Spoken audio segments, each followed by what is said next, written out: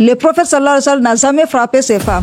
Il y avait eu des conflits là où on raconte dans le Coran, Surat al-Talaq, Surat al-Tahrim, comment le prophète s'est comporté envers ses femmes. Il les a laissées tranquilles. Il n'a frappé aucune femme dans sa vie. Récemment, je faisais une étude sur pourquoi la femme n'a pas interprété le Coran. Pourquoi on ne trouve pas une interprétation, ce qu'on appelle le tafsir, une explication du Coran, des livres d'explication du Coran comme les hommes. On trouve des centaines, si on peut dire des milliers de livres interprétés par les hommes. Mais je n'ai jamais trouvé une femme qui a interprété tous les Corans. Est-ce qu'en islam, l'homme est supérieur à la femme? Quand on regarde en général la construction de l'islam, on a l'impression que l'islam a priorisé l'homme. On a l'impression comme quoi? La créature a commencé par l'homme. Pourquoi Dieu n'a pas préféré que la création commence par la femme? Ça, je ne peux pas répondre à cette question. Le Coran a mentionné 25 prophètes. Et dans ces 25 prophètes, aucune femme n'a été mentionnée en tant que prophétesse et ni même une messagère. Est-ce que cela n'est pas une façon de prioriser toujours l'homme? C'est la femme qui a mis tous les prophètes là au monde. Toute première université a été construite par une femme. Vous saviez ça? Pas juste une université arabe ou islam. Université dans le monde entier. Dieu, dans le Coran, a fait dans quelques sourates, comme par exemple la sourate 40 et autres, et 44 et autres, Dieu a fait mention des récompenses des hommes à l'au-delà. Il y a certains hadiths qui parlent de 72 femmes. Le Coran octroie une certaine récompense à ces hommes-là. Mais dans le Coran, Dieu n'a pas fait mention explicitement des partenaires sexuels aussi pour des femmes. Est-ce que ce n'est pas une façon de discriminer aussi la femme à l'au-delà, au paradis? Est-ce que le paradis n'est pas patriarcal? Bonjour tout le monde, je m'appelle Diallo Aminata et je suis docteur en études islamiques. Je suis la première femme à avoir un doctorat en études islamiques en Guinée. Et actuellement, je suis enseignante-chercheur à l'Université Générale Lansana Conté de Sonfonia. Je donne des cours au département de langue et civilisation arabe. Je donne des cours de jurisprudence islamique et aussi sciences du Coran. Et en même temps, je suis directrice adjointe de la chaire ISESCO de l'Université Générale Lansana Conté. Et je participe à beaucoup de conférences, que ce soit au niveau national ou international. Je m'intéresse souvent, j'écris souvent sur les droits de la femme en islam, les droits des enfants, et sur la jurisprudence aussi, vu que c'est mon spécialité. Et je m'intéresse aussi souvent sur les manuscrits, les livres anciens qui sont écrits avec la main. Donc actuellement, je suis aussi membre du jury d'un concours que la Fondation des oulémas africains, la Fondation Mohamed VI des oulémas africains qui organise chaque année sur les manuscrits en Afrique en général. Chaque pays présente ses manuscrits et tout ça. Je suis membre du jury dans ce concours. Je suis dans le podcast Dissidence. Podcast Dissidence. Je suis dans le podcast Dissidence. Je suis dans le podcast Dissidence. Je suis dans le podcast Dissidence. Podcast Dissidence. Je suis dans le podcast Dissidence. Podcast Dissidence. Bienvenue. C'est un grand plaisir de discuter pour la première fois avec une dame qui est spécialisée en tout ce qui est islam et autres. Et c'est un podcast ici appelé La Dissidence. Habituellement, on discute avec des gens qui ne sont pas spécialisés en tout ce qui est islam, en tout ce qui est courant. Et il arrive parfois que je pose des questions à ces gens-là sur des questions religieuses, islamiques. Et à chaque fois que les internautes, la communauté voit ça, les gens préfèrent à ce qu'on appelle des gens qui sont spécialisés dans le domaine pour répondre à ces questions parce qu'ils supposent que eux, ils sont mieux, ils ont la légitimité de répondre. Et comme nous, on fait différemment. Le podcast s'appelle La Dissidence. On a préféré appeler une dame parce que dans la plupart des cas, sur la place publique, dans les mosquées, sur les réseaux sociaux, c'est toujours les hommes qui prennent la parole pour parler de tout ce qui est religion, de tout ce qui est islam. Donc nous, on va faire autrement. C'est une forme de dissidence chez nous. Vous êtes écrivaine, vous êtes enseignante, vous êtes chercheuse et vous êtes la première Guinéenne à obtenir un doctorat en langue arabe et dans le domaine de l'étude islamique. Oui. Et c'est énorme. Vous faites des conférences à l'échelle nationale et internationale, comme vous l'avez dit, et vous avez remporté également des prix et des distinctions. Et d'où est venue cette idée de vous consacrer à l'étude islamique? Tout d'abord, je vous remercie de m'inviter ici aujourd'hui. Comme vous avez mentionné tout à l'heure, c'est très rare qu'on accepte que les femmes s'expriment, surtout sur les questions de la religion. La plupart, même si ça nous concerne directement, nous les femmes, c'est les hommes qui en parlent, alors que des fois, ils peuvent ne pas faire attention sur certains détails. Donc, je vous remercie de m'inviter aujourd'hui pour parler des droits des femmes et tout ce qui concerne les femmes. Pour moi, j'ai fait l'étude islamique parce que c'est mes parents qui m'ont dirigé vers ça. Mais aujourd'hui, je remercie beaucoup mes parents du fait qu'ils m'ont choisi de faire cette étude. Parce qu'avant, je voulais faire d'autres études quand je faisais collège ou lycée. Mais quand ils m'ont orienté vers études islamiques, j'ai dit c'est bon, je vais essayer de faire. Mais après, je me suis dit, alhamdulillah, que j'ai fait études islamiques. Parce que ça m'a beaucoup appris, j'ai appris beaucoup de choses qui étaient, par exemple, des choses qui étaient culturelles. Moi, je croyais que c'était de la religion, c'était dans la religion. Après, j'ai appris que c'était pas dans la religion, c'était de la culture. Donc, je les remercie beaucoup pour de m'avoir orienté pour faire études islamiques. Ça m'a fait découvrir beaucoup de choses sur les droits de la femme. Je pensais qu'avant que c'était l'islam qui avait mis la femme dans cette position. Mais c'est en étudiant, en faisant des recherches, en lisant beaucoup, que j'ai appris après que c'était pas de l'islam, que c'était culturel, en lieu place de la religion. De la religion. Comme quoi, un exemple, par exemple? Comme par exemple, mariage précoce. Ah, voilà. Mariage précoce, avant, je pensais que le fait que le prophète sallallahu alayhi wa sallam avait épousé Aïcha, qui n'avait pas encore ses 10 ans, que c'était ordre, que c'était pas que pour lui seulement, ou bien c'était pas culturel dans leur communauté. Je pensais que c'était l'islam qui avait recommandé d'épouser une femme à cet âge-là. C'est après que j'ai compris que c'était pas un ordre. C'était juste leur culture, parce que j'ai fait beaucoup de recherches sur cette question. J'ai trouvé que à leur époque, les femmes, on pouvait épouser une femme à cet âge. Que personne n'avait critiqué le prophète sallallahu alayhi wa sallam du fait qu'il avait épousé une femme qui n'avait pas ses 10 ans encore. Donc c'était culturel. C'était pas l'islam qui a recommandé cela. C'était pas l'islam qui avait recommandé ça. J'ai trouvé même dans d'autres communautés qui n'étaient pas musulmanes qu'on trouvait des mariages comme ça, des mariages précoces, parce que c'était culturel. Il y a très longtemps. On peut pas appliquer ça actuellement dans notre vie, dire que c'est la religion qui a recommandé ça. Voilà. Même aussi, je peux donner notre exemple sur la question du fait d'épouser 4 femmes, par exemple. Et c'est vrai que l'islam a accepté ça, mais on peut pas dire que c'est un ordre. L'islam a ordonné à tous les hommes d'épouser 4 femmes. C'est un étudiant, en faisant des analyses, en faisant des recherches, que j'ai trouvé que c'était permis. Mais c'était pas obligatoire. Il y a une différence entre permis et... C'est une permission, pas une obligation. Voilà, c'est une permission, pas une obligation. D'accord. Voilà. Et on va beaucoup discuter aujourd'hui. Ah bon? C'est énorme. Et comment vous avez obtenu votre première bourse d'études? Ah, c'était il y a longtemps. Peut-être il y a beaucoup de personnes qui ne savent pas cette histoire. Et c'était en 2006. J'ai été lauréate quand j'ai eu le baccalauréat. J'étais 4e de la République. Donc, l'État a donné des bourses, comme vous savez jusqu'à présent, aux écoles franco-arabes et aux écoles françaises seulement. Ils donnent des bourses chaque année. Il y a un quota qu'ils donnent aux Guinéens pour partir au Maroc étudier. Donc, il y a beaucoup de spécialités. Là où on part, il y a d'autres qui partent faire arabe, il y a d'autres qui partent faire français ou d'autres spécialités. Ok. Comment ça s'est passé là-bas? Donc, ça s'est bien passé. Il y avait certaines difficultés, mais en général, c'était très bien. Ça s'est très bien passé. C'est un peu difficile, mais je ne vais pas décourager les gens qui veulent aller là-bas pour faire leurs études. Enfin, on obtient quelque chose qu'on a cherché, voilà. Ok. Et dans la plupart des cas, les femmes ou les jeunes filles se contentent du minimum quand il s'agit de l'islam, quand il s'agit du Coran.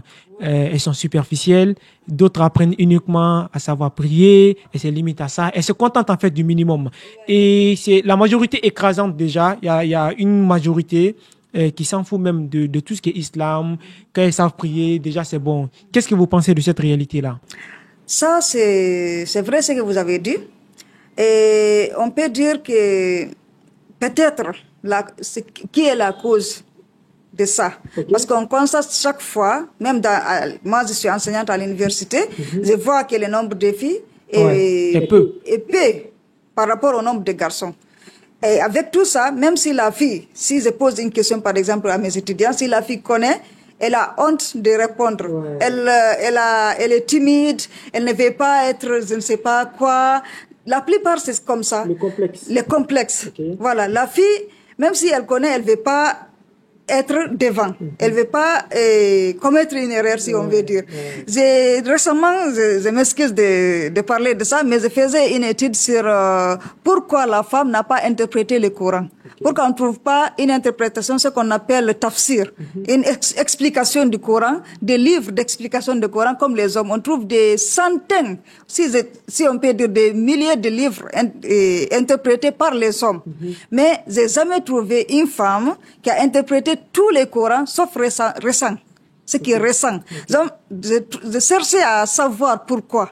Je dis, est-ce que c'est parce que la femme ne veut pas commettre une erreur, surtout ce qui concerne les Corans, ou bien c'est parce qu'elle a honte, elle veut pas, je ne sais pas, j'ai pas compris la question. Mais la plupart, là où on cherche partout, on trouve toujours la femme, elle n'est pas comme l'homme. Même si on cherche la femme, par exemple, chaque année, on sort la liste des statistiques des hommes les plus riches dans le monde. On trouve aucune femme. C'est toujours comme ça. Les femmes sont toujours derrière. Donc cette réalité, je ne sais pas pourquoi, mais je peux dire c'est parce que aussi on ne les soutient pas suffisamment. Les femmes, on ne les booste pas suffisamment.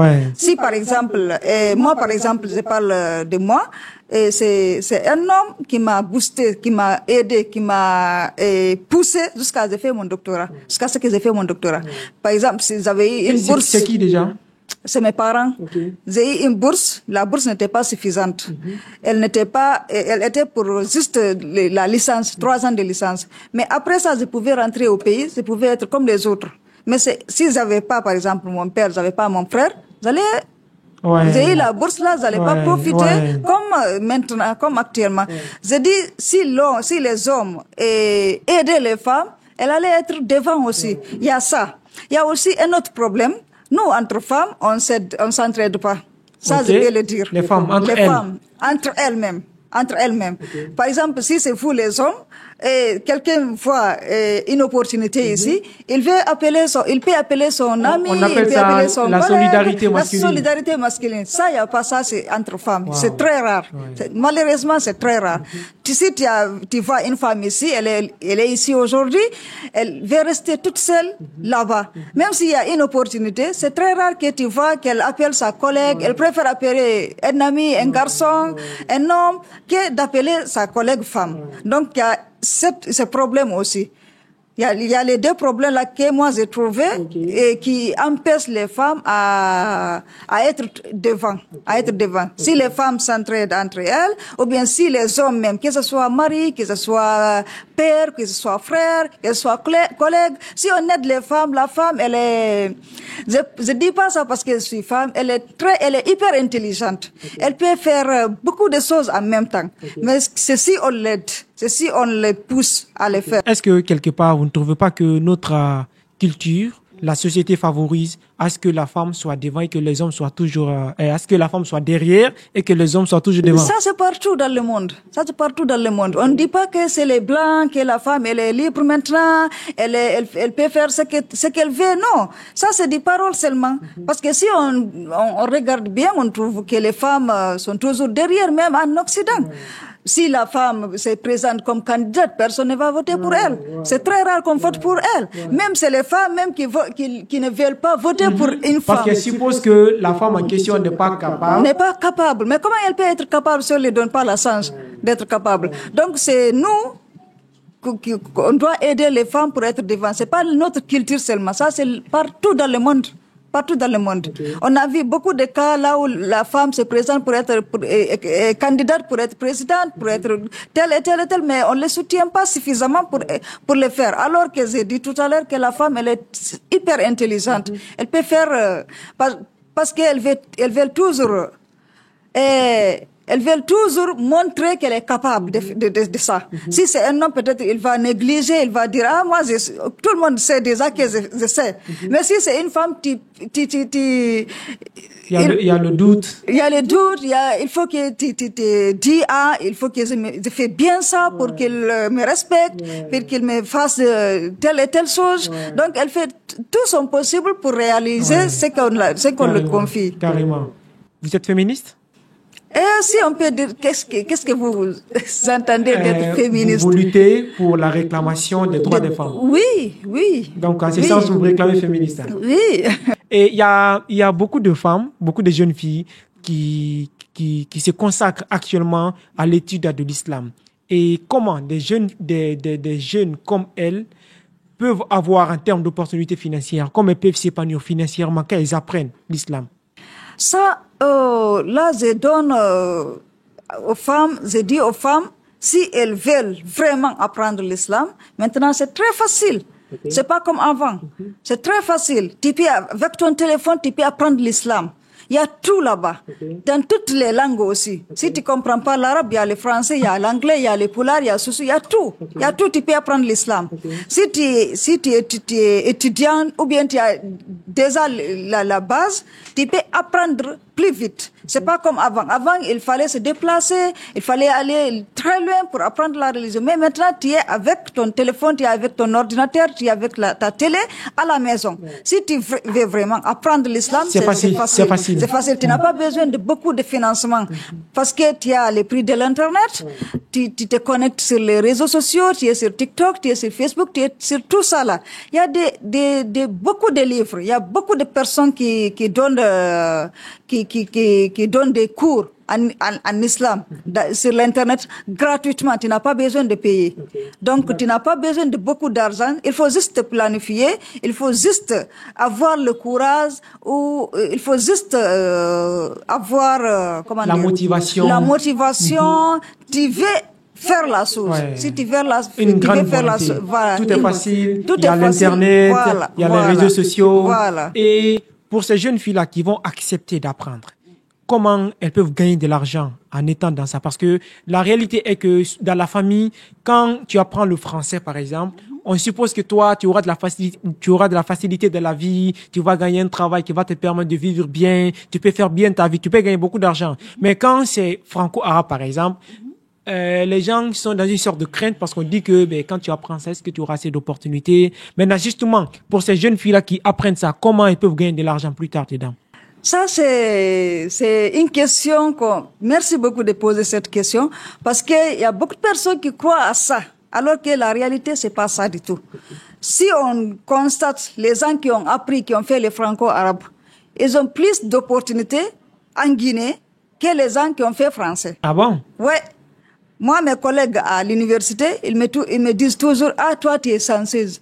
Tu as la chance, tu voyages partout gratuitement, tu as gagné tel et tel et tel et tel. Il faut juste bien apprendre. Si tu apprends bien, tu vas trouver un bon boulot. Tu n'es pas juste imam à la mosquée. Moi, il y a quelqu'un qui m'a dit un jour au Maroc, c'était un dirigeant ici, je ne vais pas dire le nom, il m'a dit, toi aussi, tu es venu faire l'islam ici, tu veux être imam après où? Wow. Parce que c'est la conception générale. C'est la conception générale. Mais les arabophones, c'est pas juste être imam à la mosquée. Moi, actuellement, j'ai fait beaucoup de choses, j'ai fait beaucoup de recherches. Dans notre milieu arabophone, si on peut dire, on a plusieurs conférences à l'extérieur. Il faut juste bien apprendre. Tu peux aller gratuitement, on t'achète les billets, l'hébergement, tout. Après, avec tout ça, on te paye aussi. Avec l'argent que tu gagnes dans ta propre recherche, ça peut t'aider à vivre. Avec les recherches, on gagne de l'argent? On gagne de l'argent. C'est ça que je vous dis. ceux qui sont faits arabes, ils peuvent gagner de l'argent dans les recherches. Voilà. C'est pas très difficile comme ceux qui ont fait français. Voilà. C'est pourquoi je vous dis, mes collègues à l'université, ils me disent toujours, toi, tu as de la chance. Parce que tu voyages chaque fois gratuitement, on te paye tout. Avec tout ça, on te paye aussi. Donc, c'est pas dire que tu as fait l'arabe, il faut juste faire tout ce que tu fais là dans la vie. Il faut faire bien. C'est ça. Vous aviez vécu un incident à l'aéroport concernant votre voile. Vous avez eu des petites tracasseries avec la police là-bas. Comment ça s'est passé? Donc ça, c'est une question qui est déjà passée et je l'ai mis sur les réseaux sociaux.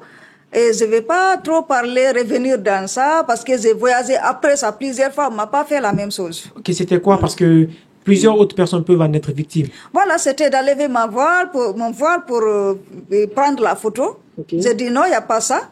Parce que je voyais chaque fois ici, on ne m'a jamais demandé ça. Donc, finalement, on s'est compris avec la police. On a passé, on n'a pas enlevé le voile. Ok. Bientôt, les examens, ça commence, je ne sais pas si ça a déjà commencé ou pas. Et souvent, la problématique de voile revient. À chaque fois, il y a des jeunes filles qui portent des voiles. On suppose qu'elles doivent ôter ça. Et il y a des soucis concernant cela. Et quel est votre avis la question? Est-ce que vous estimez que le voile, dans le milieu scolaire, on doit les ôter? On doit ôter le voile ou bien on doit maintenir, l'État doit laisser les gens tranquillement avec ça? Moi, je pense que l'État doit laisser les gens tranquillement avec leur voile. Le voile n'est pas quelque chose qui empêche la femme à se réaliser ou bien à faire ce qu'elle veut. Si tu préfères, toi, porter le voile, ça ne doit pas t'empêcher à réaliser ce que tu veux. Tu es dans un pays laïque. Donc, un pays laïque, c'est quoi? C'est un pays qui ne veut pas, qui ne rentre pas dans la religion. Que ce soit catholique, que ce soit christianisme, que ce soit l'islam. C'est un pays qui est différent. Ce n'est pas un pays musulman. C'est un pays laïque. Mais un pays laïque ne veut pas dire que tout ce qui est l'islam ou religion ne doit pas exister dans le pays. Si on voit par exemple aux États-Unis leur photo d'identité dans la carte d'identité, la femme peut laisser le voile. Donc, alors que les États-Unis, c'est un pays laïque. Donc, on ne peut pas dire que parce que en Guinée, c'est un pays laïque, on doit interdire le voile dans les milieux scolaires. Aux États-Unis, tu peux être voilé, tu travailles partout là où tu veux. On peut pas, c'est en France seulement qu'on t'empêche de travailler partout. Mais aux États-Unis, en Angleterre, dans les pays anglophones, tu peux être voilé, tu travailles là où tu veux. D'accord. Et est-ce qu'en islam, l'homme est supérieur à la femme? Non, pas du tout. L'homme n'est pas supérieur à la femme. Chacun a son rôle. C'est là-bas que les gens confondent. Ils croient, quand on dit l'homme fait ça, l'homme peut être imam, l'homme peut faire le djihad, l'homme peut faire ça, ils croient que ça c'est être supérieur. Ou quand on dit que c'est à la maison, c'est l'homme qui est responsable de la famille, on croit que ça c'est être supérieur. Alors que la femme aussi a son rôle. La femme aussi, dans certains cas, peut être supérieur à l'homme, si on veut dire. Ok, mais quand on regarde en général la construction de l'islam, on a l'impression que l'islam a priorisé l'homme. On a l'impression comme quoi? Par exemple, le premier être humain, la créature a commencé par l'homme. Pourquoi Dieu n'a pas préféré que la création commence par la femme? Ça, je ne peux pas répondre à cette question. Peut-être que de telles constructions, c'est une façon pour Dieu de dire que c'est l'homme. Ça, c'est pas l'islam alors seulement, parce que l'humanité a été créée en même temps. C'est pas l'islam, c'est pas les musulmans seulement et les autres aussi seulement. Si on prend cette question, on peut dire que c'est l'humanité en général. Il y a quelque part dans le Coran où on dit que l'homme, je sais pas, les hommes ont autorité sur les femmes. En autorité, mais sur quoi? Est-ce que c'est toujours? C'est pas toujours. Parce que ces versets-là, moi, j'enseigne les sciences du Coran à l'université. Donc, il y a plusieurs versets qui ont une cause de révélation, si on veut dire. Une cause de révélation. Par exemple, il y a quelque chose qui se passe et il y a un verset coranique qui vient pour interpréter, pour trouver une solution, pour donner une solution aux gens. Ces versets-là, si on cherche bien, on trouve qu'il a une cause de révélation. Ces causes-là, il y avait une femme, son mari lui a frappé. Elle est venue chez les prophètes dire que mon mari m'a frappé, qu'est-ce que je dois faire? Le prophète lui a dit, toi aussi tu frappes ton mari. Wow. Après, le verset est venu. Maintenant, comment on prend ces versets-là seulement? On dit que l'homme a l'autorité sur la femme. Les versets aussi, si on lit tous les versets, on trouve que devant, il y a pourquoi l'homme a l'autorité sur sa femme. C'est parce que c'est sur la dépense qu'il donne à la femme qu'il a cette autorité. Mais cela ne veut pas dire que l'homme, il est toujours supérieur à la femme. Il doit faire tout, il est supérieur à la femme. Tout ce qu'il fait, lui, doit être supérieur à la femme. Il y a des cas là où le prophète a donné à la femme, comment on appelle ça? Une responsabilité? Non, pas une responsabilité. Là, il a préféré la femme à l'homme. Il y a un homme qui est venu chez le prophète, lui a demandé à qui je dois respecter plus dans ma vie. Le prophète lui a répondu, c'est ta maman. Là, il n'a pas dit c'est ton père. L'homme a répété la question aussi. Après ma maman, c'est à qui? Le prophète lui a dit, c'est ta maman. 3 fois, il réclame, c'est ta maman. Après, il dit, c'est ton père. Après ça. Donc, si on prend ces hadiths seulement, on peut dire que là, la femme est supérieure à l'homme. C'est pourquoi dans la religion, on ne doit pas prendre une partie d'un verset ou une partie d'un hadith, interpréter l'islam en fonction de ça. Par exemple, quand on regarde dans l'islam, dans le Coran, par exemple, le Coran a mentionné 25 prophètes. Et dans ces 25 prophètes, il n'y a aucune femme n'a été mentionnée en tant que prophétesse et ni même une messagère. Et pourtant, il y a plusieurs femmes qui ont fait des contributions. Est-ce que cela n'est pas une façon de prioriser toujours l'homme? Non, c'est pas du tout. Parce que les 25 prophètes mentionnés dans le Coran, ils ont leur maman, n'est-ce pas? C'est une femme qui les a mis au monde, n'est-ce pas? Et ça, c'est une responsabilité, une grande responsabilité, être prophète. C'est pas parce que la femme n'est pas capable. Dieu a donné à la femme cette responsabilité d'être maman, d'accoucher ces hommes, ces grands qui deviennent prophètes. Donc, la femme ne doit pas aussi dire, partout il y a où l'homme, moi aussi je vais être là-bas. Mais peut-être que si Dieu avait permis à ce qu'il y ait une prophétesse, est-ce que cela n'allait pas donner une certaine force mentale à la femme, qu'elle ait une certaine capacité de la société? Pas du tout. La femme parce que dans les 25 prophètes, même une seule prophétesse, il n'y en a pas eu. Même une seule prophétesse, il n'y en a pas eu. Mais je vous ai dit tout à l'heure que c'est la femme qui a mis tous les prophètes là au monde. C'est la femme. Est-ce que c'est suffisant? C'est très suffisant. Parce que je vous dis, être prophète, c'est une responsabilité énorme. Imaginez. Juste en imaginant, c'est une responsabilité. Dieu, toi, en tant que femme, comment on appelle ça? Je perds les mots des fois. Si Dieu, en tant que tu es femme, t'a épargné d'être prophète, il faut remercier Dieu. Ah bon, pourquoi? Ouais, parce que si tu es un prophète et tu fais pas ce que Dieu te demande, tu as un énorme châtiment après. Et donc la femme n'est pas capable de faire tout ce que Dieu demande en termes de prophétie? Elle est capable. Et c'est pas parce qu'elle n'est pas capable. Mais c'est une responsabilité. Je vous donne un exemple. Par exemple, une machine à laver ici. Si on dit cette machine à laver, elle lave, elle rince, elle sèche, elle rince. Pourquoi elle va demander de repasser encore les habits? Hein? Pourquoi elle se demande pourquoi moi je ne repasse pas aussi les habits? Hein? Parce qu'il y a une autre machine qui repasse les habits. Là, une femme, Dieu t'a donné beaucoup de rôles. Pourquoi les hommes ne réclament pas d'enfanter, d'accoucher, de tomber enceinte? Pourquoi les hommes ne réclament pas ça? On n'a jamais vu un homme qui est enceinte, n'est-ce pas?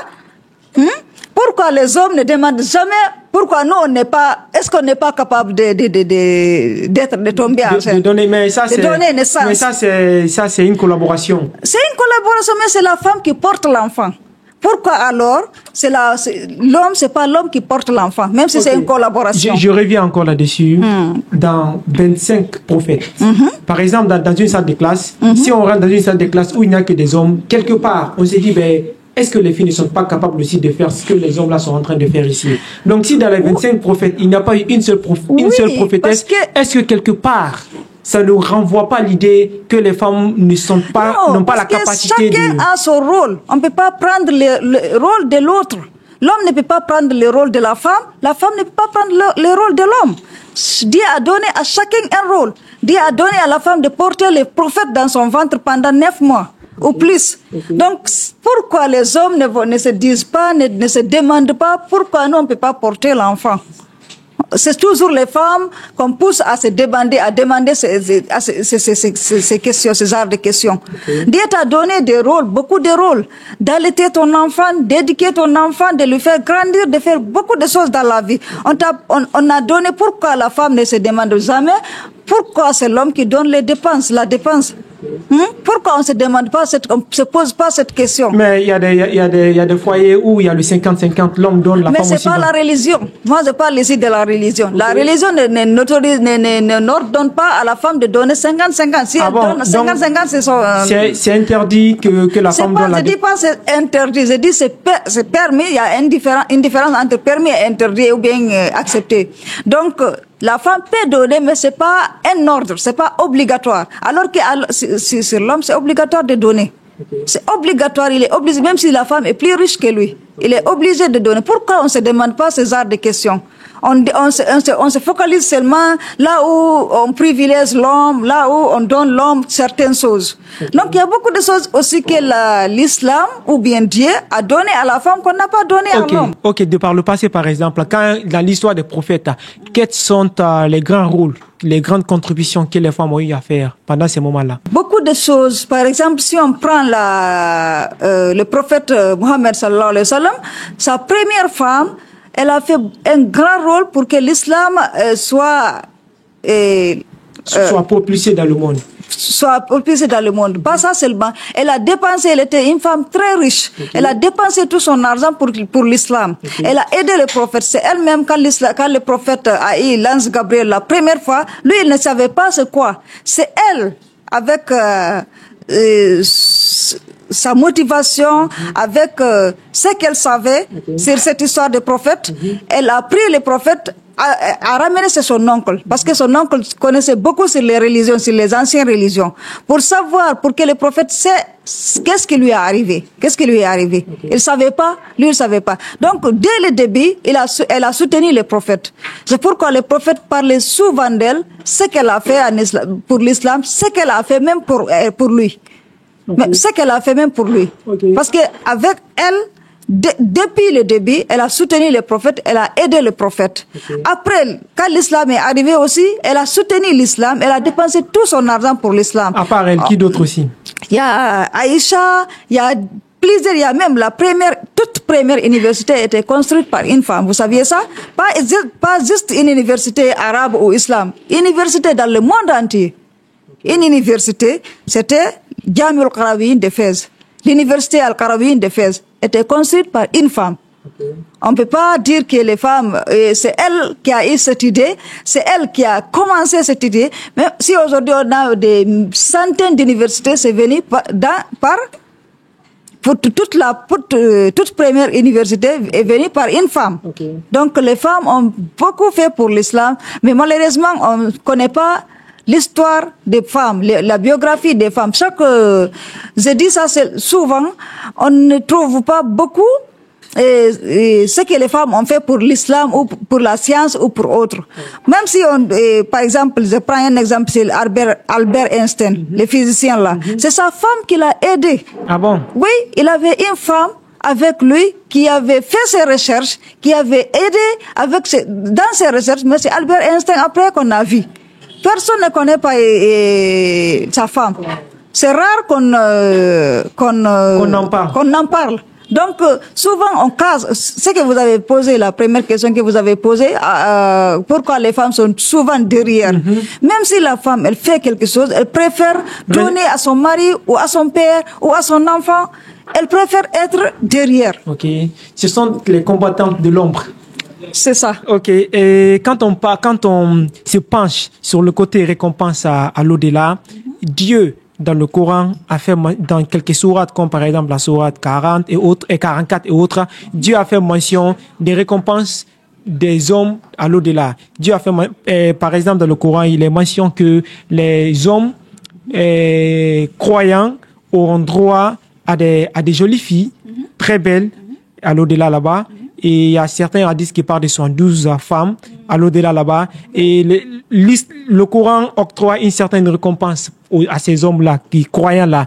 Mais dans le Coran, Dieu n'a pas fait mention explicitement des partenaires sexuels aussi pour des femmes. Est-ce que ce n'est pas une façon de discriminer aussi la femme à l'au-delà, au paradis? Est-ce que le paradis n'est pas patriarcal? Non, pas du tout. Qu'est-ce que Dieu a donné à la femme au paradis? Dieu a donné quelque chose à la femme au paradis aussi. Pas seulement non, à je parle de l'aspect sexuel. La femme n'a pas besoin de ça. La femme n'en a pas besoin. Pourtant, on est tous des êtres humains. On est tous des êtres humains, mais on n'est pas à même pied égalité. Comment? Donc, c'est là où on fait erreur. Dire que tout ce que l'homme doit avoir, la femme doit avoir la même chose. Pourtant, on est tous égaux devant Dieu. On est tous égaux devant Dieu, mais on n'est pas tous besoin de la même chose. On n'a pas besoin de la même chose. Moi, ce que j'ai besoin, c'est pas pareil de ce que vous avez besoin. Dieu, c'est lui qui a créé l'humanité, c'est lui qui connaît chacun de quoi il a besoin. De quoi il a besoin. Il a trouvé que les hommes avaient besoin de ça, de plusieurs femmes. Même dans notre vie ici, les hommes ont toujours 4 épouses, 3 épouses, 2 épouses. Mais c'est pas tous les hommes. Non, la plupart. Moi, par exemple. La plupart. Ou bien il y a certains quand même qui ont ça. Qui ont toujours une femme, 2 femmes, 3 femmes, jusqu'à 4 femmes. N'est-ce pas? Et au paradis, est-ce que la femme a besoin de plusieurs maris? Si Dieu avait récompensé la femme, moi, personnellement, si Dieu avait dit dans le Coran que j'aurais plusieurs maris au paradis, je ne serais pas contente du tout. Ah bon? Plusieurs maris, qu'est-ce que j'ai fait avec plusieurs maris? Pourquoi? J'ai pas besoin de plusieurs maris. Il y a des femmes qui en ont besoin. Il y a des femmes, mais si on fait une étude sur ça, on va trouver que la plupart des femmes n'ont pas besoin de plusieurs maris. Dieu, c'est lui le créateur, c'est lui qui a créé l'humanité, c'est lui qui connaît chacun a besoin de quoi. Pour la femme, qu'est-ce qu'il a récompensé à la femme au paradis? Il a dit, vous avez mentionné tout à l'heure que les hommes auront de belles femmes, n'est-ce pas? La femme, vierge en plus. Vierge en plus. La femme a besoin d'être plus belle que ces femmes-là. C'est ça leur récompense au paradis. Ok, la beauté. Elles vont être plus belles aux filles là. Ok. Que les vierges que Dieu a destinées aux hommes, va donner aux hommes. Donc, c'est lui le créateur, c'est lui qui connaît chacun les besoins de chaque personne. Ok. Au-delà de la beauté, là, quelle autre récompense Dieu a prévue pour les femmes? Elle va avoir tout ce qu'elle veut au paradis. Au cas où elles auront besoin de plus d'hommes. Si elles ont besoin de plus d'hommes, comme les hommes seront récompensés avec plus. Ça, je ne sais pas comment ça va se passer là-bas, mais ce que je sais dans le Coran, tout, c'est lui qui rentre au paradis, tout ce qu'il a besoin, Dieu va lui donner ça. Est-ce que vous ne trouvez pas que le paradis n'est pas égalitaire? Par exemple, si le Coran... Rentrons d'abord au paradis pour dire que le paradis est égalitaire ou pas. Parce que textuellement, il a été promis aux hommes 112 vierges, 112 filles très belles. Mais aux femmes, c'est pas la même chose. C'est dans ce sens que je parle. C'est ce que je dis. Est-ce que la consécration même textuelle de ces 112 hommes n'est pas le prolongement de la polygamie au paradis?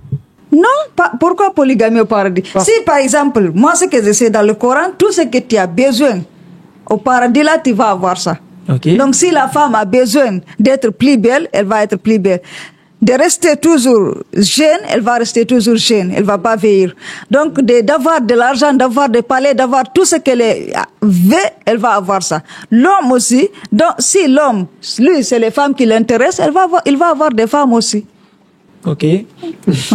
En tout cas, bon, si c'est les femmes malheureusement seulement qui l'intéressent, nous, on aura tout ce qu'on veut. Si on veut pas polygamie, on va pas avoir polygamie là-bas. Ah bon? Bien sûr, on veut pas. Tout ce que tu n'as pas. Mais si votre mari, par exemple, au paradis, a droit à 112 hommes, à 112 femmes, et que vous êtes là-bas comme supplément, ce sont pas mes co-épouses. Vous allez accepter ou bien vous n'allez pas accepter? Vous n'allez pas accepter ça? Non. Si vous avez déjà accepté, peut-être, si les femmes acceptent la polygamie dans la vraie vie ici, est-ce que la polygamie va les déranger encore de l'autre côté là-bas? Cohabiter avec 112 femmes. C'est pas cohabiter. Là-bas, il n'y a pas ça. Là-bas, il faut lire tout ce qu'on a dit sur le paradis, tout ce que Dieu a dit sur le paradis. Il faut connaître ça d'abord, dire cohabiter. Là-bas, ce qui s'est été dit dans le Coran, c'est pas habiter ensemble ou quoi, quelque chose. Okay. Même, il y a des versets qui disent, même si tu imagines, tu peux pas connaître la vraie vie de là-bas, de l'au-delà. Il y a pas, dans ton imagination, dans tes rêves, tu peux pas imaginer jusqu'à ce que tu as la vraie vie de là-bas. D'accord. Et dans l'étude de la vie du prophète, quels sont les aspects de sa vie qui vous a beaucoup marqué? Si on étudie la vie des prophètes, il y a beaucoup d'aspects qui va nous manquer. Par exemple, le fait que si on prend l'exemple sur le fait qu'il a épousé une femme, la première fois il avait 25 ans comme on a raconté, la femme avait 40 ans. Okay. Dans notre réalité actuelle, on ne trouve pas ça. C'est rare, les hommes ne veulent pas des hommes et des femmes. De 25 ans, c'est un enfant maintenant. Comment il va épouser une femme de 40 ans? Dans notre culture ici, c'est pas possible. Ça, c'est un. Deuxièmement, cette femme qu'il a épousée, elle avait perdu 2 maris avant. Okay. Elle était mariée 2 fois avant le prophète. Elle avait des enfants?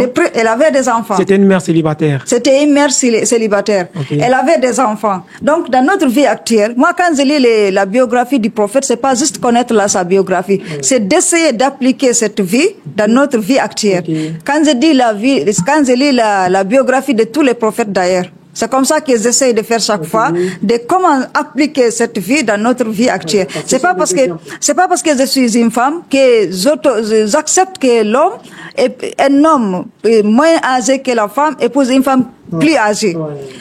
Ou bien épouse une femme qui a perdu déjà 2 maris. C'est pas elle a divorcé 2 fois, elle a perdu 2 fois 2 maris. Donc actuellement, si une femme perd un mari, on va accepter. Mais si elle perd un deuxième mari, qu'est-ce qu'on va dire? Ah, celui qui épouse cette femme, il va mourir. Alors que dans la vie du prophète, si on étudie un peu, on va trouver que lui, il n'était pas mort avant elle. C'est elle qui est décédée bien avant lui. Mais là, maintenant, on dit, ah non, si tu épouses une femme qui a déjà perdu 2 maris, tu vas mourir toi aussi. Donc, une femme aussi qui a des enfants, qui avait des enfants. Donc, là, maintenant aussi, c'est très difficile. Imaginez une femme plus âgée, une femme qui a des enfants, une femme qui a perdu 2 maris, épouser cette femme. Et ce qui m'a marqué de plus dans tout ça, que le prophète est resté avec cette femme, il n'a pas épousé une deuxième femme jusqu'à sa mort. Il a épousé une deuxième femme après la mort de Saïda Khadija. Okay.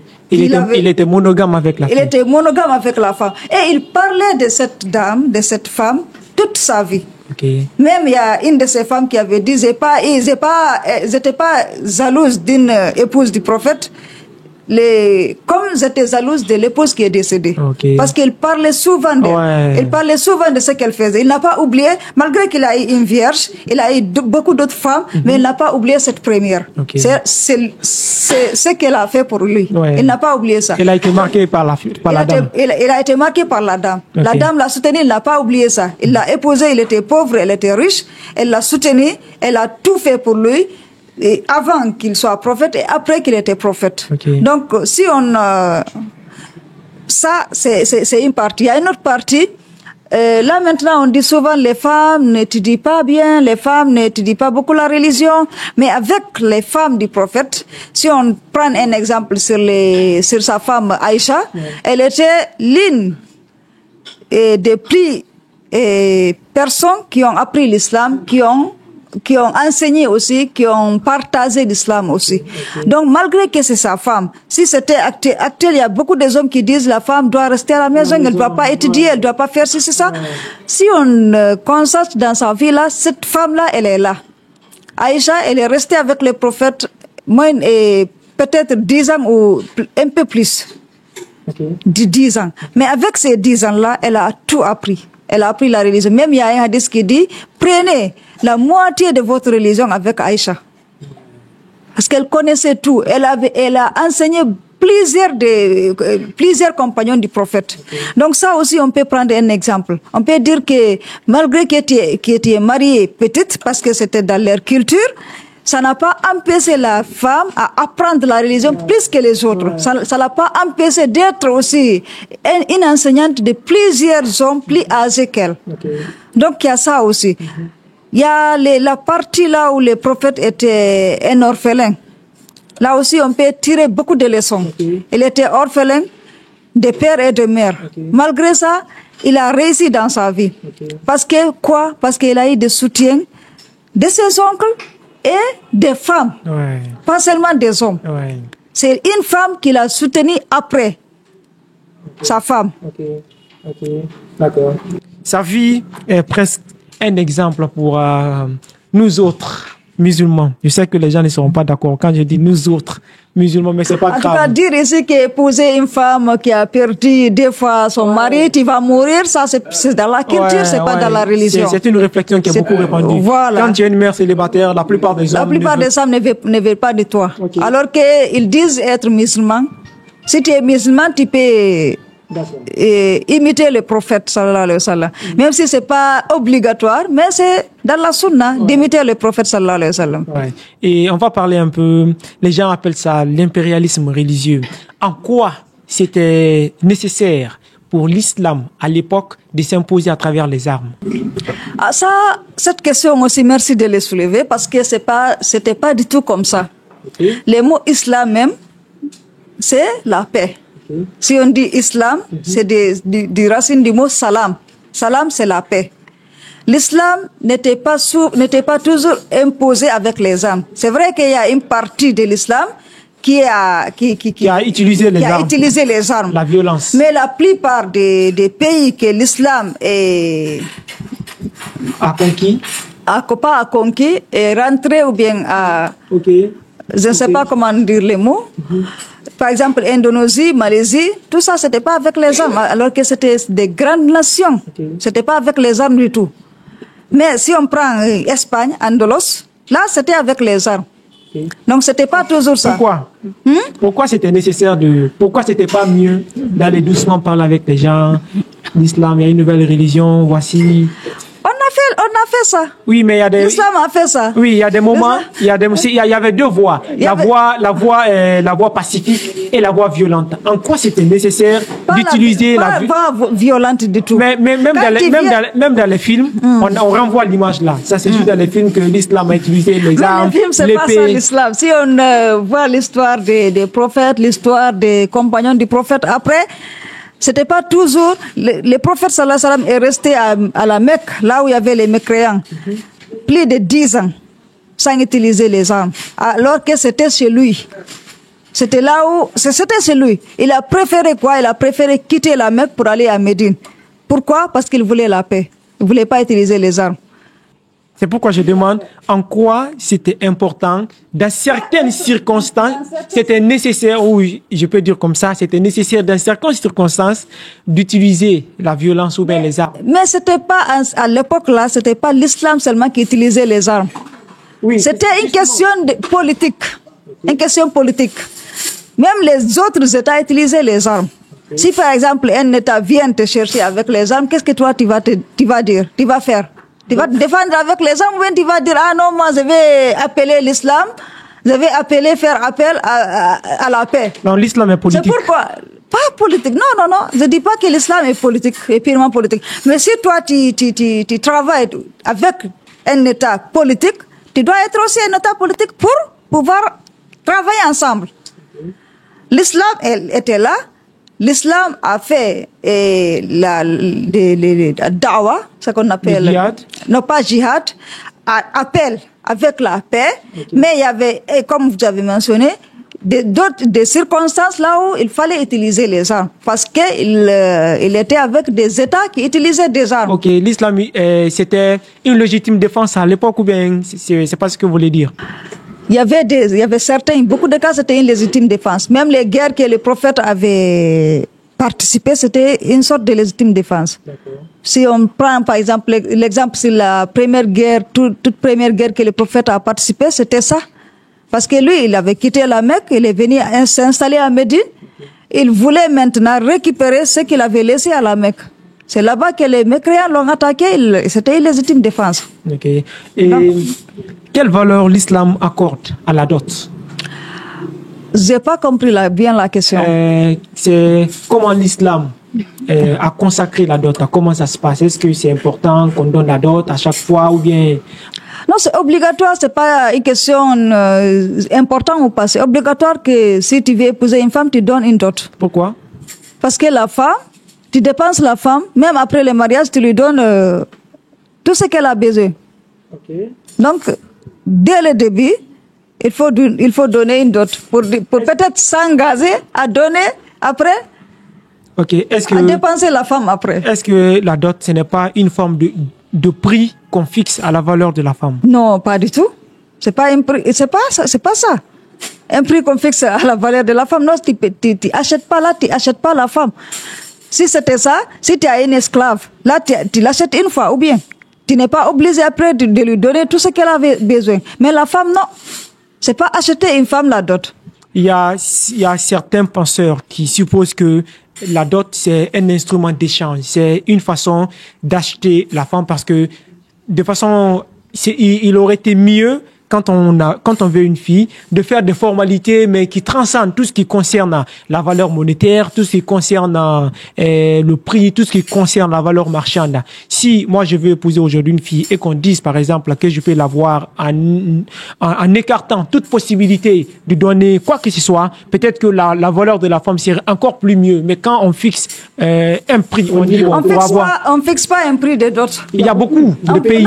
Il y a beaucoup de pays. Ça c'est les pays. Il y a beaucoup de pays. Il y a beaucoup de pays qui ont interdit qu'on donne la dot parce qu'ils supposent que la dot c'est un moyen de payer la femme. Non.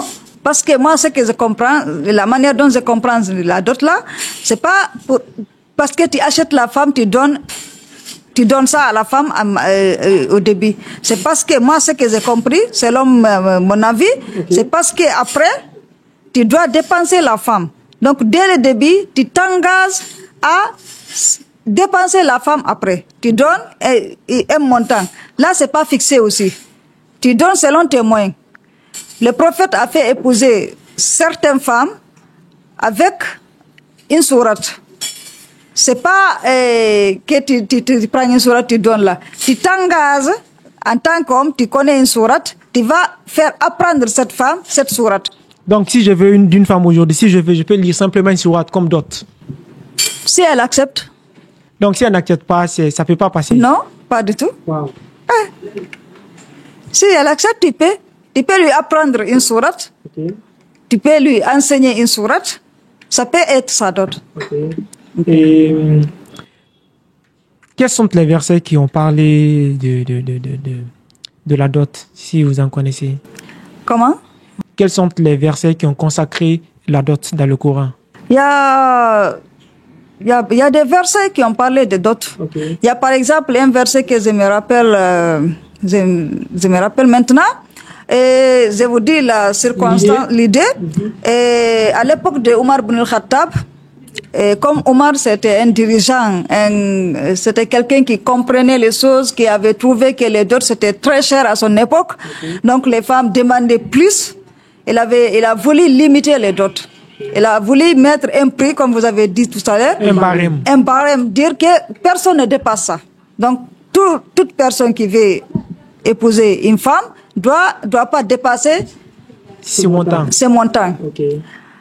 C'était dans la mosquée. C'est pour vous montrer aussi une façon comment les femmes étaient libres, étaient présentes partout. C'était dans la mosquée. Il a fait un khutbah, il a dit ça. C'est une femme qui s'est levée, qui a dit non, Omar. Il était président, si on devait dire, il était président, il était calife. Une femme, une simple femme, qui s'est levée, qui a dit non, Omar, tu ne peux pas limiter les dots. Tu ne peux pas mettre un montant sur les dots. Tu n'as pas entendu les versets coraniques qui a dit que si tu veux donner un guintar c'est quelque chose qui est beaucoup à une femme, tu as les droits. Tu n'as pas entendu ces versets? Omar a dit, moi j'ai tort, la femme a raison. J'ai eu tort, la femme a eu raison. Là, on apprend non seulement ces versets qui parlent de la dot, si le montant ne doit pas être comment dire, doit pas être... Trop.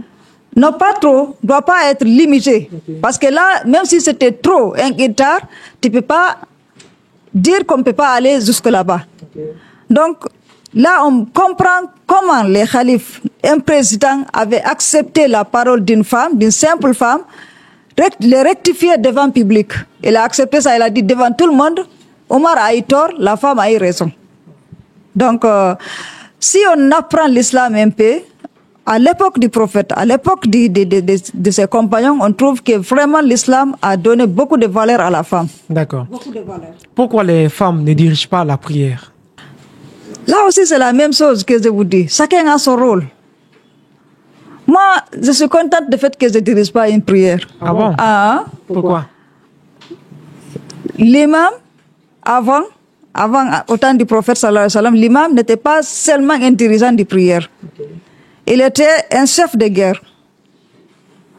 Si on partait au djihad, c'est lui qui était devant toujours. C'est lui qui était enseignant, c'est lui qui dirigeait la prière. Il avait beaucoup de fonctions en même temps.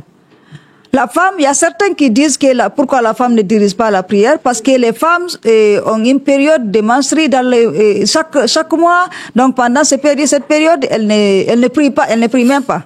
La plus forte raison qu'elle dirige la prière. Imaginez une fois la femme est imam. Et la plupart du temps, on ne sait pas quand ça vient. Elle dirige la prière, elle finit de diriger la prière avec beaucoup de monde. Après, elle découvre que les menstrues là est venu. Comment elle va faire? Peut-être Dieu va comprendre. Non, Dieu a compris déjà de l'interdire de diriger la prière. C'est là-bas que Dieu a compris. Okay. Pas dire que tous ces mondes-là, comment ils vont savoir que leur prière n'était pas valide? Okay. Moi, je dis, peut-être, ça, c'est à cause de ça que la femme ne dirige pas la prière. À cause de la menstruation.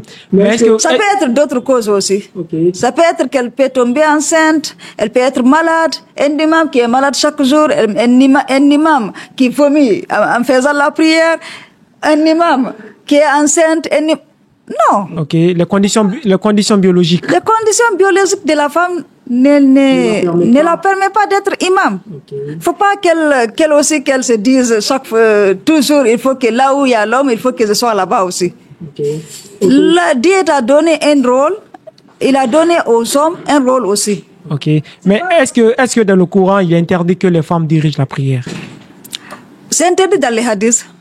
Mais pas dans le Coran. On ne trouve pas tout dans le Coran. Certaines femmes partent de ce silence dans le Coran et elles supposent que les femmes aussi peuvent diriger des prières mixtes ou individuelles. Et il y a même dans certains pays... Pourquoi elles ne prennent pas les hadiths du prophète? Elles supposent que les femmes ont tout ce qu'il faut pour faire prier. Non, je demande pourquoi les gens là qui prennent juste le Coran, même la prière elle-même, les détails de la prière elle-même n'est pas dans le Coran. Comment elle sait qu'on doit prier comme ça ou comme ça? C'est dans les hadiths. Si elles ne prennent pas ça, ils n'ont qu'à laisser l'autre. Pourquoi les femmes ne peuvent pas élever la voix en priant? Ne peut pas élever la voix en priant. Non, il y a certains bazars qui autorisent la femme à élever la voix en priant à la maison. Il y a même, si vous partez au Maroc, les filles, parce que la femme peut diriger la prière entre femmes. Il y a dans certaines écoles juridiques là où la femme peut diriger la prière entre femmes. Là où elle peut élever la voix en priant. Et est-ce que vous savez qu'il y a dans certains pays, il y a des femmes qui dirigent des prières? Oui, j'ai vu ça. J'ai vu aux États-Unis, je ne sais pas, en Afrique du Sud ou... Il y a certains qui supposent que quand une femme dirige une prière mixte, ça peut distraire ou bien déconcentrer les hommes. Est-ce que vous êtes d'accord avec l'argument là? Je n'ai pas compris bien. Il y a certains qui disent que le physique de la femme ne lui permet pas de diriger. Ça, c'est à vous de répondre à cette question. Non. Je ne peux pas savoir. Ouais, parce que ils supposent que quand une femme dirige la prière, ça peut déconcentrer les hommes parce qu'elle est devant, machin. Je ne sais pas. Je ne peux pas répondre à cette question. Ça peut... Je ne sais pas. Ok. Ok. Et est-ce que la femme peut refuser le sexe à son mari? Refuser comment? Refuser le sexe à son mari dans le foyer conjugal quand l'homme lui demande le sexe. Est-ce qu'elle peut refuser? Est-ce que le Coran autorise à ce qu'elle refuse? Avec un argument ou seulement comme ça? Ben, quelles sont les circonstances que le Coran a prévues? Si elle est malade, par exemple, si elle est fatiguée, elle peut pas. Elle peut. Mais comme ça seulement dites que non aujourd'hui parce qu'elle veut fatiguer son mari ou bien elle veut comment dire se venger de son mari parce que lui il l'a pas donné bien la dépense le matin, elle aussi refuse. Non. Il y a des circonstances, si elle est en période de menstruation, si elle est en période d'accouchement, si elle est malade, il y a des circonstances comme ça qu'elle peut pas. Okay. Est-ce qu'une femme qui refuse le sexe à son mari, est-ce que ça peut entraîner à des conséquences? Comme quoi? Non, c'est une question de conséquences. Il y a certains qui supposent que quand une femme refuse le sexe à son mari, ses enfants n'auront pas la bénédiction. Des idées reçues comme ça, est-ce que le Coran a prévu? Non, le Coran n'a pas prévu ça, mais pourquoi c'est pas autorisé peut-être de refuser le sexe à son mari? Parce que c'est pour ne pas fatiguer le mari, pour ne pas qu'il parte chercher dehors, pour ne pas qu'il cherche d'autres femmes, parce qu'il a sa femme à la maison, il a besoin de ça. Donc la femme doit pas chaque fois refuser pour éviter ce genre de choses peut-être. Okay. Pas parce que les enfants n'auront pas de bénédiction. Qu'est-ce que les enfants vont faire à ça? Ils n'ont rien fait à leur papa pour ne pas être bénis. C'est pas les enfants qui ont fait ça. Arrêtons de dire chaque fois que si la femme si la femme fait elle ou bien si la femme ne respecte pas son mari, c'est ses enfants qui vont souffrir. Non. Ça, on a vu beaucoup de cas là où la femme souffre beaucoup, mais ses enfants ne sont jamais bénis. C'est pas ça, c'est l'éducation. Si la femme refuse le sexe à son mari, ça n'a rien à voir avec les enfants. Les enfants, je pense pas que ça va affecter les enfants directement parce qu'elle a refusé le sexe à son mari. Ça va affecter les enfants parce qu'elle n'a pas bien éduqué les enfants. C'est tout. Ouais. De nos jours, on assiste à une floraison de divorces et dans nos communautés, dans les foyers musulmans. Dans quel cadre une femme peut demander le divorce? Une femme, beaucoup de personnes aussi ne savent pas ça. Et on voit des femmes qui souffrent dans leur foyer, qui restent, qui disent ce que vous avez dit tout à l'heure, si je quitte mes enfants ne seront jamais bénis. Alors qu'elles souffrent, que les enfants ne sont pas bien éduqués parce qu'elles souffrent, elle n'a pas les moyens pour éduquer les enfants, elle n'a pas la capacité, son mari ne l'aide pas. On voit ça. On voit aussi les maris qui laissent leurs femmes et partir en Occident ou quelque part rester là-bas pendant 10 ans, 20 ans. La femme reste au foyer parce qu'elles disent, la culture me dit si je ne reste pas à la maison, ou bien ils disent si je ne reste pas à la maison, mes enfants ne seront pas bénis. Non. La femme, elle peut demander le divorce. Mais pas comme ça seulement se lever un beau matin et dire « Ah, moi, je ne vais pas de toi aujourd'hui, donc on va divorcer. » Non. Si son mari, par exemple, n'est pas là, il est absent et elle ne peut pas rester sans son mari, là, elle peut demander le divorce. Si son mari le bat à la maison, chaque jour, elle, ça lui cause des problèmes, elle peut demander le divorce. Si son mari ne lui donne pas à manger, à boire, ce qu'elle a besoin, selon ses moyens, elle peut demander le divorce. Ok. Et en cas de violence? C'est ça, je dis, s'il le frappe, si son mari le frappe, s'il le viole, elle peut pas dire que si je ne reste pas dans ce foyer, mes enfants ne seront pas bénis. Les enfants n'ont rien à voir avec ça. Ça, c'est entre les deux, entre le mari et la femme. Ok. Quel genre de violence doit conduire, par exemple, à un divorce? Parce que, par exemple, on dit que l'islam permet que l'homme frappe à sa femme, non? L'islam permet, il y a ça aussi que beaucoup de personnes n'ont pas compris. Ça, c'est le même verset qui dit l'homme a l'autorité sur la femme. Ça, c'est dans les mêmes versets. Mais chaque fois, on prend un demi-verset. S'il y a un conflit entre l'homme et la femme, il y a 3 types de régler ce conflit-là. D'abord, l'homme doit commencer par quoi? Par conseiller sa femme. Tu fais ça, arrête ça. Tu fais ça, arrête ça. Elle doit commencer par ça. Si la femme n'a pas compris, il doit les quitter au lit. Il ne doit pas lui demander le sexe. Ok. Pendant quelques jours. C'est-à-dire laisser la femme à part, sans violence. La laisser tranquille. Conseiller d'abord la laisser tranquille. Mais est-ce que les hommes passent par là? Après ça, les frapper. Les frapper, c'est quoi? Il y a un hadith qui a déterminé les conditions de frapper sa femme. Le hadith que le prophète a dit le temps de, comment on appelle, le pèlerinage de Hajjatul Wada. Le dernier pèlerinage qu'il a fait. Il avait fait un khutbah, un long khutbah. Il a parlé de ça. De frapper les femmes quand tu trouves un homme sur ton lit. Là, tu peux frapper ta femme. Et ne pas frapper violemment. Frapper comment? Frapper pas dans le visage, prendre un bâton, comme ça, les frapper avec ça, pas violemment, pas les blesser. C'est indiqué dans les hadiths, pas les blesser. Donc, c'est-à-dire, c'est pas frapper violemment. Parce que si tu les blesses pas, tu les frappes pas dans le visage. Donc, cela veut dire que c'est juste une manière d'humilier la femme. Pas de violenter la femme. Mais en passant par toutes ces étapes que j'ai dit tout à l'heure. Pas chaque jour, si tu ne fais pas ça, il te frappe. Chaque jour, il te frappe. Le prophète sallallahu alayhi wa sallam n'a jamais frappé ses femmes. Il y avait eu des conflits là où on raconte dans le Coran, Surat al-Talaq, Surat al-Tahrim, comment le prophète s'est comporté envers ses femmes. Il les a laissées tranquilles. Il n'a frappé aucune femme dans sa vie. Donc si on prend l'exemple sur lui, si on veut imiter le prophète sallallahu alayhi wa sallam, on ne va pas frapper les femmes. Frapper les femmes, c'est pas dans l'islam. Les hommes ou bien les gens n'ont pas bien compris les versets coraniques. Je vous ai dit tout à l'heure que chaque verset ou bien plusieurs versets coraniques ont des causes de révélation. Donc il faut comprendre bien les causes de révélation pour comprendre les versets coraniques. Si on ne comprend pas ça, on va prendre un verset, le pratiquer et que ce verset n'est pas destiné à nous. C'est un grand plaisir de discuter avec vous dans notre podcast. Quel est votre dernier message à l'endroit de tous les musulmans du monde? Merci beaucoup encore. Et je dis à tous les musulmans du monde d'apprendre l'islam, d'apprendre bien la religion, de ne pas toujours écouter ce que disent les autres et penser que c'est ça la religion. D'apprendre eux-mêmes. Je ne dis pas ici de ne pas apprendre chez quelqu'un. Mais toi, Dieu t'a doté un esprit, une raison. Il faut raisonner, il faut apprendre toi-même. Tu peux écouter cette personne, tu analyses avec ta raison. Tu peux aussi comprendre l'islam à ta manière.